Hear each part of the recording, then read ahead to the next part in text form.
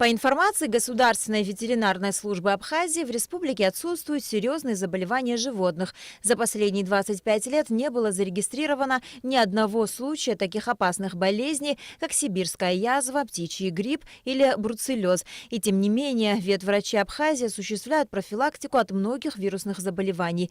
Ежегодно в восточных районах республики весной проводят вакцинацию от ящура, так как в конце прошлого года было зафиксировано несколько случаев нападения бешеных волков на людей, также проводятся мероприятия против бешенства в дикой природе.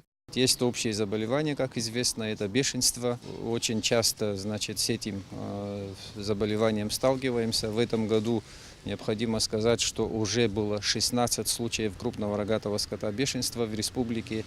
И все это в одном районе, в Очимчирском районе. По указанию президента у нас идет отстрел шакалов, волков.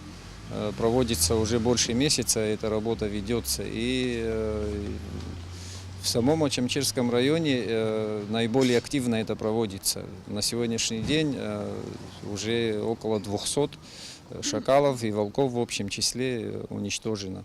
Бешенство – это смертельное вирусное заболевание теплокровных животных, к которым относится и человек. Основной путь заражения – укус больного животного. Но опасно даже случайно попавшая на поврежденную кожу или слизистую оболочку бешеная слюна.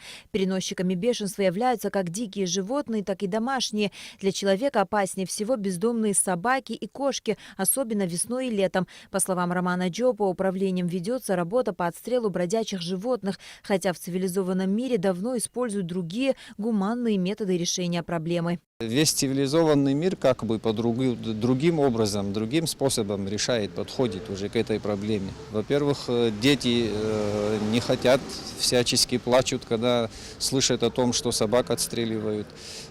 Но здесь нужно сказать, что со всех районов, к сожалению, завозится в город Сухум. Эти собаки отпускаются, и вот это вот такое отношение неправильное, я бы сказал так. Помимо бродячих животных, от бешенства могут пострадать и домашние питомцы. Чтобы обезопасить себя и своего любимца, кошку или собаку, необходимо своевременно проводить вакцинацию. В Абхазии действует программа, согласно которой раз в год ветеринары проводят массовые вакцинации животных. По словам специалистов, необходимо прививать всех домашних кошек и собак, потому что они в случаях заражения бешенством спустя определенное время обязательно набрасываются на людей и других животных.